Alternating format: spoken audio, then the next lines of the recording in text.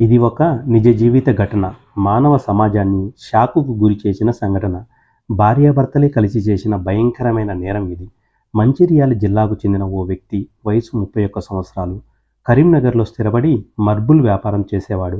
అదే ప్రాంతానికి చెందిన 29 ఏళ్ల మహిళతో వివాహమైంది. వారికి 2 పిల్లలు కూడా ఉన్నారు. మొదట జీవితం సాఫీగానే సాగింది. కానీ వ్యాపారంలో నష్టాలు రావడం మొదలైంది. అప్పులు పెరిగాయి. ఈఎంఐలు కట్టలేని పరిస్థితి వచ్చింది. కొన్న ఫ్లాట్లు, కలలు అన్నీ భారంగా మారాయి. కష్టకాలంలో కష్టపడి బతకాల్సింది బదులు వారు తప్పుదారి ఎంచుకున్నారు.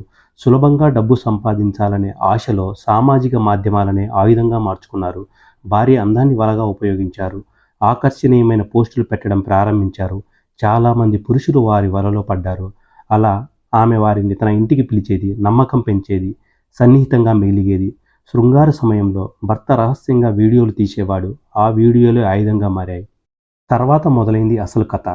ఫోన్ కాల్స్లో బెదిరింపులు, వీడియోలు బయట పెడతామనే హెచ్చరికలు. పరువు పోతుందనే భయంలో బాధితులు వణికిపోయారు. ఒక్కొక్కరి దగ్గర లక్షల రూపాయలు దోచుకున్నారు. ఇలా 3 సంవత్సరాలు సాగింది ఈ దందా. సుమారు 100కు పైగా బాధితులు. కొందరు నోరు విప్పలేకపోయారు. కొందరు పరువు కోసం మౌనంగా ఉండిపోయారు. అదే నేరగాళ్లకు ధైర్యం పెంచింది. కరీంనగర్కు చెందిన ఓ లారీ వ్యాపారి కూడా వారి బ్లాక్మెయిల్కు భయపడి 13 లక్షలు చెల్లించాడు. అయినా ఆగలేదు ఆ దంపతులు. మరోసారి 5 లక్షలు కావాలన్నారు. అప్పుడు ఆ వ్యాపారి ధైర్యం చేశాడు. పోలీసులను ఆశ్రయించాడు. పోలీసులు రంగంలోకి దిగారు. విచారణ మొదలుపెట్టారు. ఆధారాలు సేకరించారు. చివరకు దంపతులను అదుపులోకి తీసుకున్నారు. నిజం బయటపడింది. గలీజ్ దందాకు తెరపడింది. కానీ ఈ కథ మనకు ఏమి చెబుతుంది?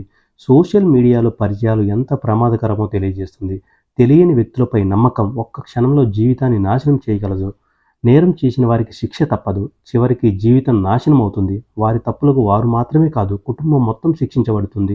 సమాజానికి ఇది ఒక హెచ్చరిక. సోషల్ మీడియా వినియోగంలో జాగ్రత్త అవసరం. బ్లాక్మెయిల్కు భయపడవద్దు. వెంటనే పోలీసులను సంప్రదించాలి. మౌనం నేరగాళ్లకు బలాన్ని ఇస్తుంది. ఒక చిన్న తప్పు పెద్ద నాశనానికి దారితీస్తుంది. ఈ కథను హెచ్చరికగా తీసుకుని జాగ్రత్తగా ఉండండి. నేరం ఎంత తెలివిగా చేసినా అది బయటపడుతుంది. ఇదే ఈ కథ చెప్పే నిజం. ఇదే సమాజానికి గుణపాఠం. ఇలాంటి నేరాలు మళ్ళీ జరగకుండా మనమందరం అప్రమత్తంగా ఉండాలి. ధన్యవాదాలు. జాగ్రత్తగా ఉండండి. ఈ వీడియో మీకు నచ్చినట్లయితే లైక్ చేసి షేర్ చేయండి. అలాగే నా ఛానల్ను సబ్స్క్రైబ్ చేసుకోండి. ఇలాంటి మరికొన్ని వీడియోలతో మళ్ళీ కలుసుకుందాం. Thank you.